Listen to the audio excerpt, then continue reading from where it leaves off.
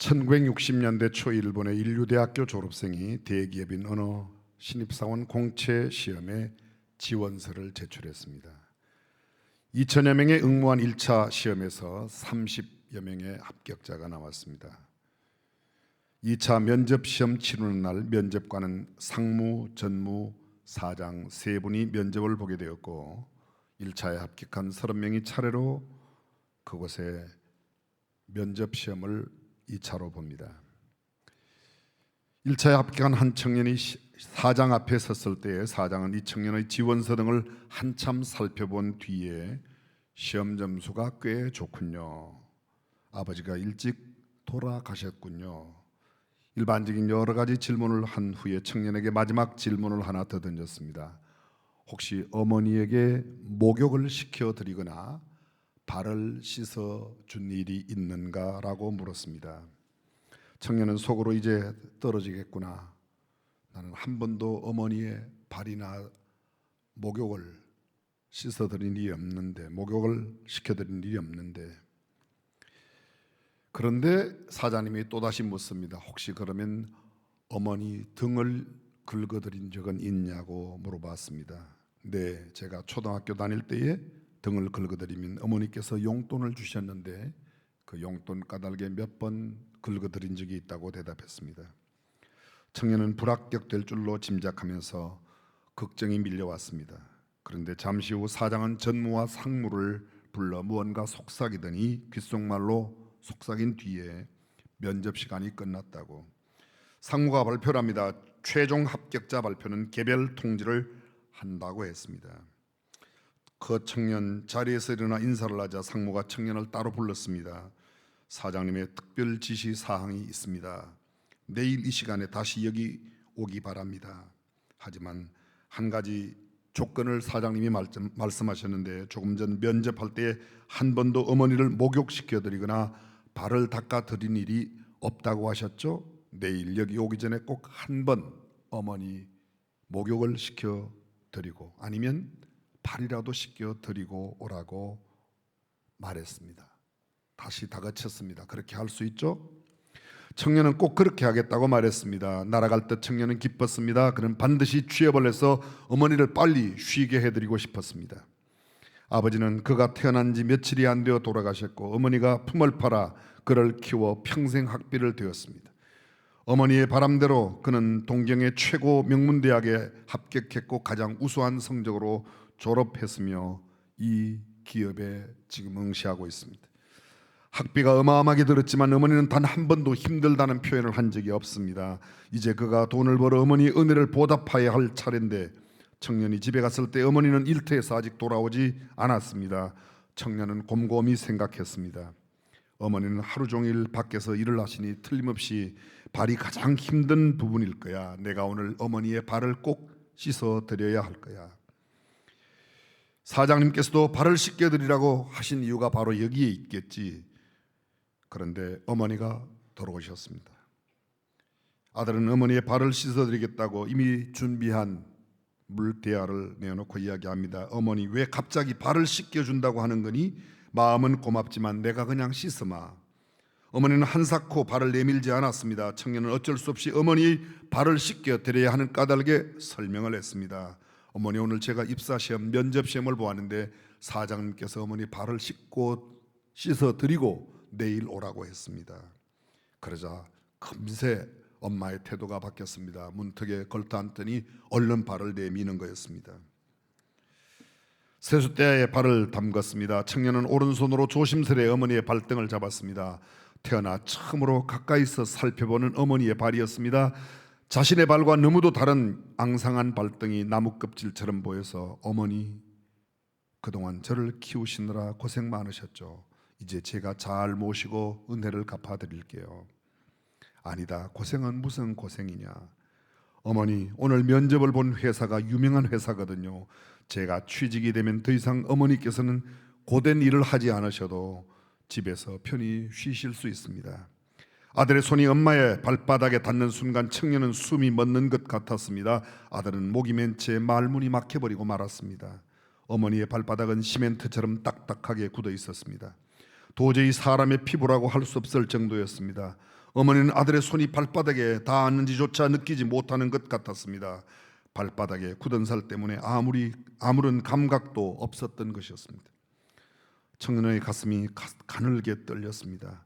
아들은 고개를 더 깊숙이 숙이지 않을 수가 없었습니다. 그리고 복받쳐 솟구치는 울음을 참으려고 이를 악물고 터진 뚝 타고 달리는 냇물처럼 쏟아지는 눈물을 간신히 삼키며 또 삼키려 했지만 숨길 수가 없었습니다. 무엇보다 흔들거리며 들썩이는 어깨는 도저히 감출 방법이 없었습니다.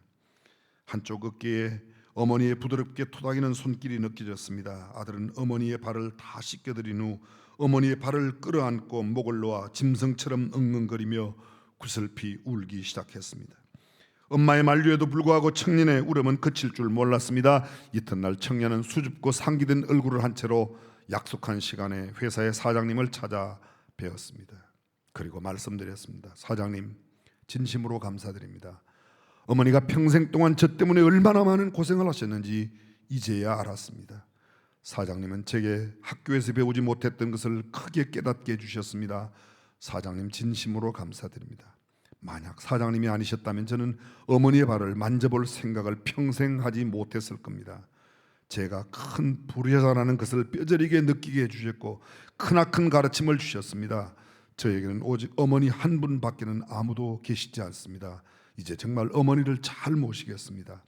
제가 이 회사에 혹시 입사하지 못한다고 해도 저는 사장님께 너무 감사하다고, 이렇게 철저한 가르침을 주신 사장님께 거듭 감사하다는 말씀을 드렸습니다.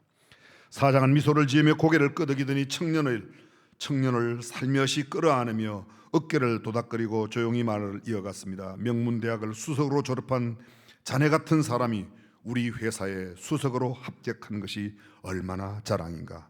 지금 곧바로 인사부로 가서 입사 수속을 밟도록 하라는 말입니다. 어머니, 사랑하는 어머니, 어머님을 사랑합니다. 어머니는 그래도 되는 줄 알았습니다 라는 책송에 나오는 실화 이야기입니다. 우리가 해마다 어린이날을 보내고 어린이 주일, 어버이 주일을 보내고 어버이날을 보내지만 실제로 부모님께 효를 하고 공경한다는 것은 결코 쉬운 일이 아닙니다. 오늘 성경 본문은 내 부모를 즐겁게 하며 내 낳은 어미를 기쁘게 하라라고 말하고 있습니다. 성경은 이렇게 말합니다. 하나님의 말씀입니다. 내 부모를 공경하라. 그리하면 너희 하나님 나 여호와가 내게 준 땅에서 내 생명이 길리라. 10계명 가운데 한 부분, 이 계명이 10계명을 받았던 세대가 광야에서 모두 다 세상을 떠나고 새로운 세대, 광야에서 태어난 세대들이 가나안을 눈앞에 두고 있을 때 다시금 신명기에 모세를 통하여 주님은 말씀하십니다. 너는 너의 하나님 여호와의 명한 대로 내 부모를 공경하라. 그리하면 너의 하나님 여호와가 내게 준 땅에서 내가 생명이 길고 복을 누리리라. 제가 몇 구절 성경 구절을 언급할 겁니다. 여러분 평소에도 많이 들었지만 조금 깊이 묵상하며 다시 한번 들어보십시오. 바울이 에베소 교회에 보낸 편지 가운데서 이렇게 말합니다. 자녀들아, 너희 부모를 주 안에서 순종하라. 이것이 옳으니라. 내 아버지와 어머니를 공경하라. 이것이 약속 있는 첫 계명이니 이는 내가 잘되고 땅에서 장수하리라. 동일한 바울이 골로새 교회에는 이렇게 말합니다. 자녀들아, 모든 일에 부모에게 순종하라. 이는 주 안에서 기쁘게 하는 것이니라. 이 말씀의 근거는 구약성경 레위기에 있습니다. 19장 32절 너는 셋머리 앞에 일어서고 노인의 얼굴을 공경하며 내 하나님을 경외하라. 마태는 이렇게 말합니다. 하나님이 이르셨으되 내 부모를 공경하라 하시고 또 아비나 어미를 회방하는 자는 반드시 죽이리라. 독일한 마태복음 19장 19절 내 부모를 공경하라. 내 이웃을 내 몸과 같이 사랑하라고 하셨습니다. 어떤 사람이 예수님을 찾아왔습니다. 선한 선생님이여 내가 무슨 선한 일을 해야 영생을 얻겠습니까? 예수님 말합니다. 가라사대 선한 일을 왜 내게 묻느냐? 선한 이는 오직 하나님 한 분뿐이라고 말하며 내가 생명에 들어가려면 계명들을 지키라고 말합니다. 무슨 계명을 지킵니까? 그가 대답합니다. 예수님 대답하십니다. 살인하지 말라, 간음하지 말라, 도적질하지 말라, 거짓 증거하지 말라, 내 부모를 공경하라. 그렇습니다.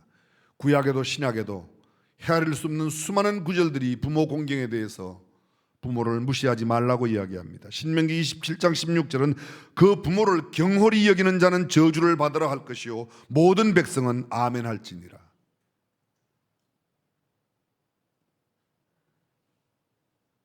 끝까지 아멘 안 하실 거예요? 그냥 다시 하겠습니다.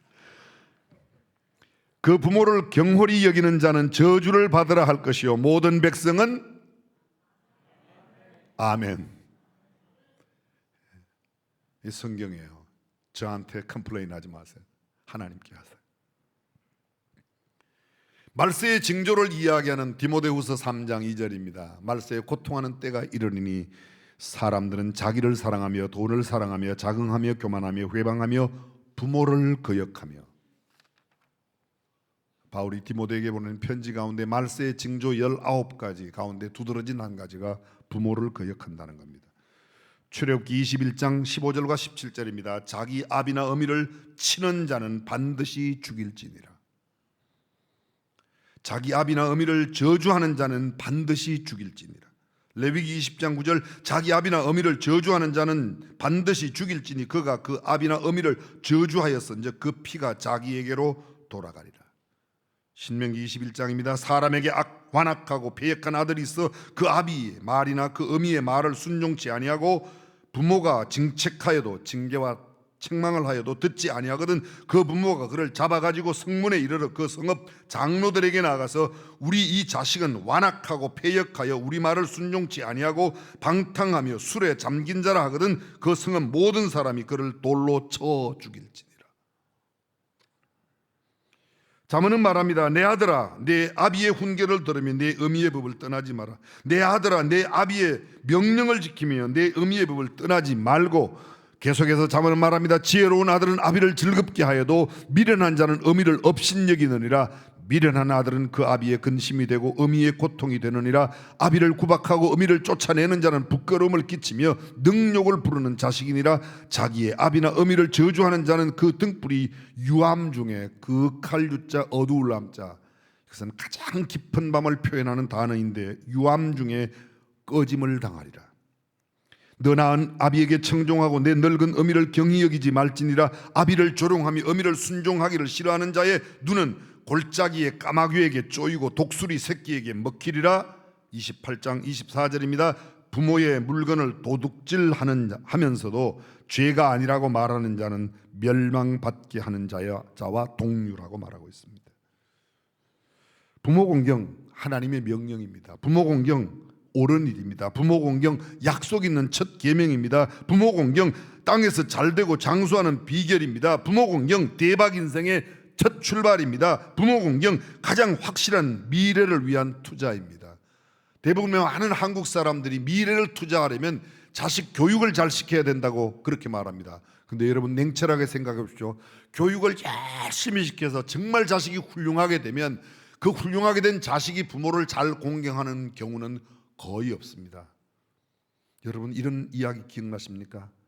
잘난 자식은 나라 끄고 부자 자식은 사돈 끄고 못난 자식은 내 거라고 그러지 않습니까? 오죽하면 이런 말이 생겼겠어요. 이런 말도 있어요. 효도 받으려거든 가장 똑똑한 아들 초등학교만 마치고 집에 붙들고 살아라. 많이 배우고 많이 갖추어서 부모 공경하는 사람 거의 없습니다. 오히려 성경은 이렇게 말합니다. 내가 땅에서 잘되고 장수하는 비결은 부모를 공경하는, 다시 말하면 부모에게 투자하는 것이 내 삶의 축복의 비결이라고 성경은 말하고 있습니다. 아멘 하세요. 늘 말씀드리지만 땅 사라고 그러고 아파트 사라고 그럴 때만 아멘 하지 말고 성경 말씀 진리 이야기할 때 아멘 좀 하시옵기를 간절히 빌고 바라옵고 앙원하옵나이다.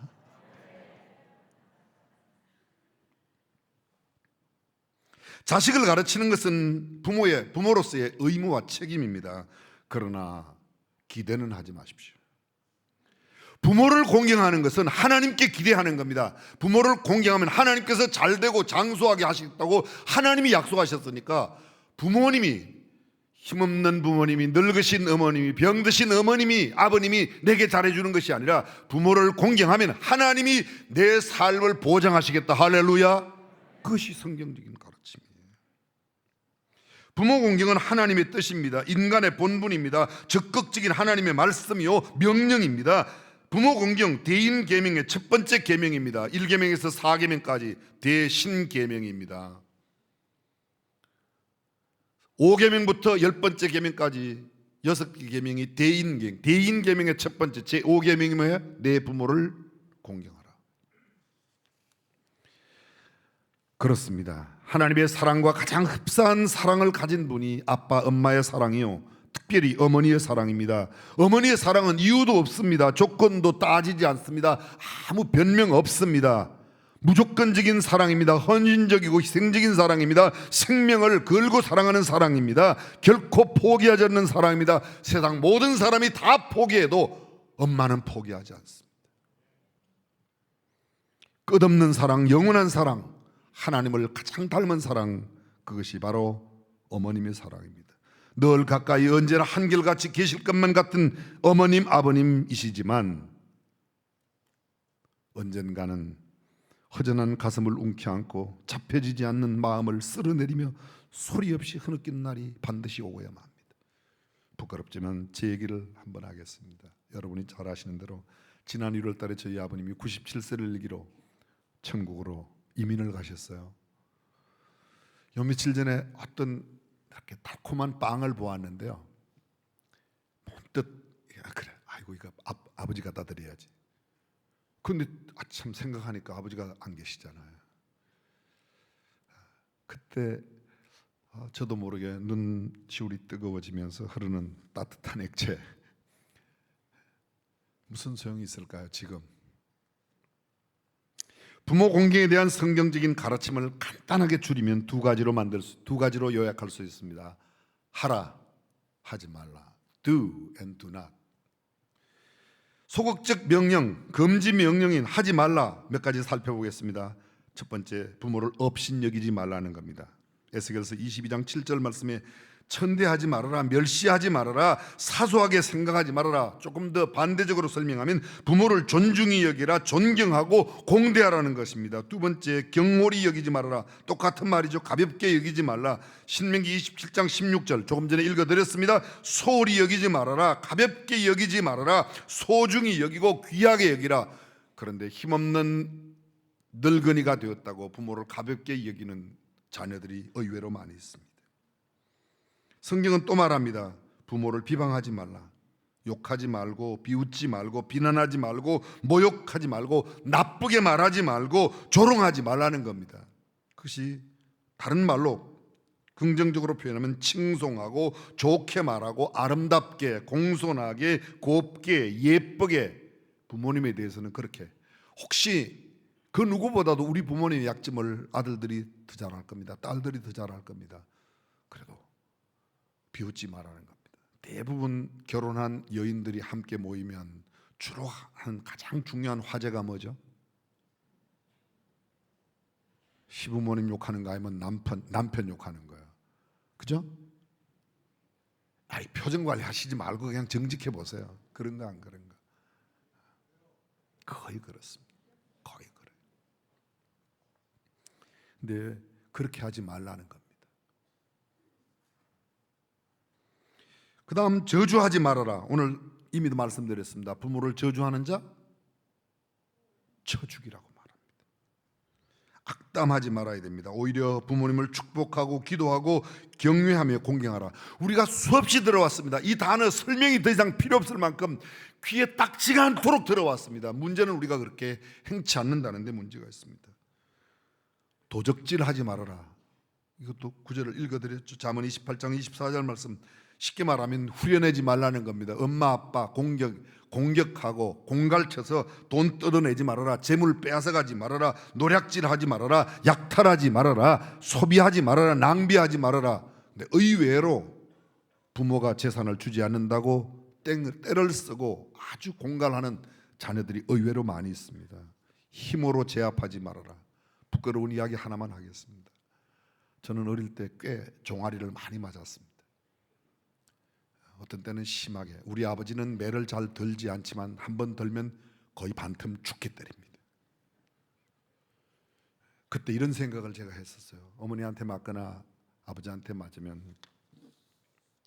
내가 앞으로 힘만 세봐. 죄송합니다. 참 부끄럽지만 저는 그런 생각들을 몇 번이고 했습니다. 성경은 그렇게 하지 말라는 겁니다. 힘없다고 무시하지 말고, 늙었다고 깔보지 말고, 무엇인가 자꾸 의논하라고. 성경은 이렇게 말하죠. 도와드려라, 지원해드려라, 후원해드리라, 책임지라, 섬겨라. 적극적인 명령을 살펴보면 이렇게 되어 있습니다. 적극적인 명령, 자녀들에게 하는 말씀이에요. 하나님께서 첫 번째 결혼 주례를 하셨어요. 가인과 아벨을 낳기 전 이 아담과 하와의 결혼 주례죠. 그런데 그 주례사에서 이렇게 말합니다. 이러므로 남자가 그 부모를 떠나 그 아내와 연합하여 둘이 한 몸을 이룰지라. 첫 번째로 떠나는 겁니다. 자녀들은 장성하면 부모를 떠나야 하고 부모님은 자녀들을 떠나 보내야 하는데 의외로 떠나 보내지 않는 부모도 있고 떠나지 못하는, 결혼하고도 경제적인 책임을 부모로부터 자꾸 공급받으려고 하는, 책임을 거기에 자꾸 전가시키는 그런 사람이 있습니다. 성경은 이렇게 말합니다. 자립하라고, 독립하라고, 스스로 하라고, 어머니의 도움, 부모님의 도움을 거절하라고, 오히려 네가 도와드리라고 그렇게 말합니다. 그것이 자녀된 도리이고 자녀의 삶의 두 번째, 공경하라는 겁니다. 공경하고 경외하라. 너희 각 사람은 부모를 경외하고 나의 안식일을 지키라. 나는 너희 하나님 여호와니라. 하나님을 경외할 때의 경외라는 단어와 부모를 공경하고 경외하라 할 때의 경외라는 단어가 동일한 단어입니다. 그 말을 좀 비약시켜 설명하면 이렇습니다. 마치 하나님을 대하듯 부모님도 대하라는 겁니다. 네. 의외로 신앙 좋은 사람이면서도 부모님은 그렇게 대하지 않는 사람들이 있다는 것은 참 앞뒤가 맞지 않는 이야기라는 것이죠.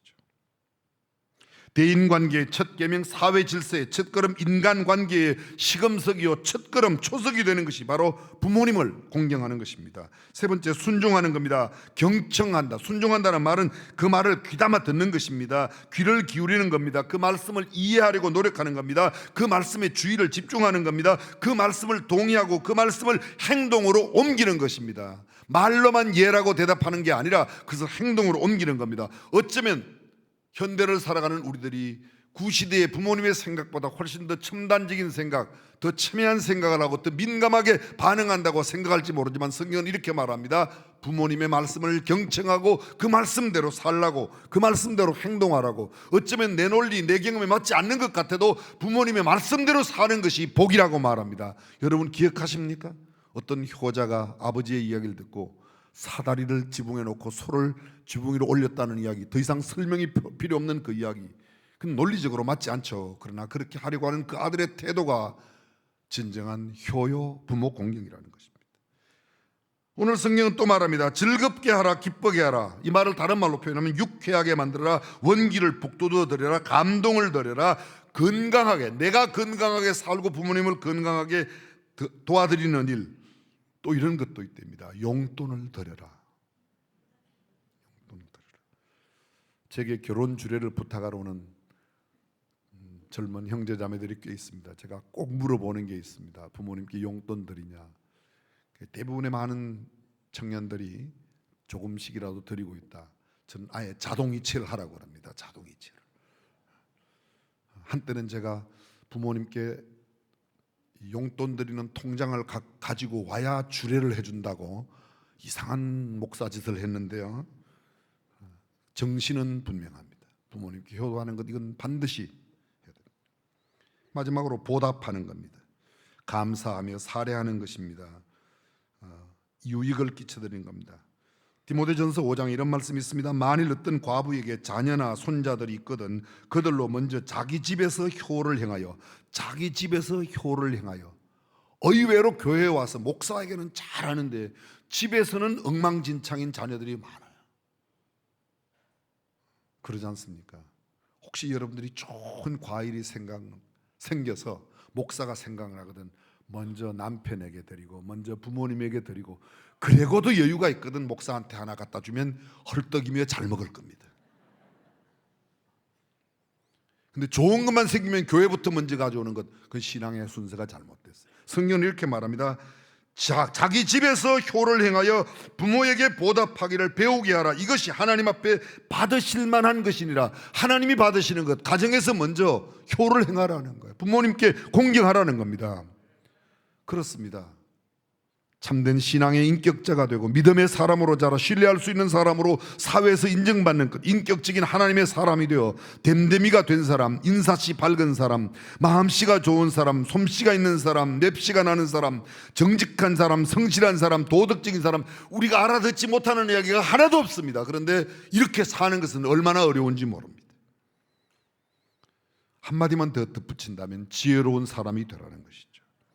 언어와 행동이, 생각과 사고의 틀이 영적으로 성경적인 사고를 갖고 살아가는 사람, 여호와를 경외하는 것이 참 지식의 근본이요 지혜의 원천임을 알고 우리의 마음으로, 우리의 감성으로, 우리의 언어로, 우리의 행동으로, 우리의 물질로 부모님을 공경하면 하나님께서 우리의 삶을 크게 복 주실 줄로 믿습니다. 사랑하는 성도 여러분, 해마다 어버주일, 어버이날, 서성의 날, 서성의 주일을 맞이하지만 하나님의 말씀의 훌륭한 가르침을 듣고 그대로 행하는 사람이 드문 우리 시대에 우리 중앙교회 모든 성도들과 우리 예담학교 학생들까지 정말 부모님께 효도하여 하나님의 큰 복을 누리는 복된 삶 살아가시기를 주님의 이름으로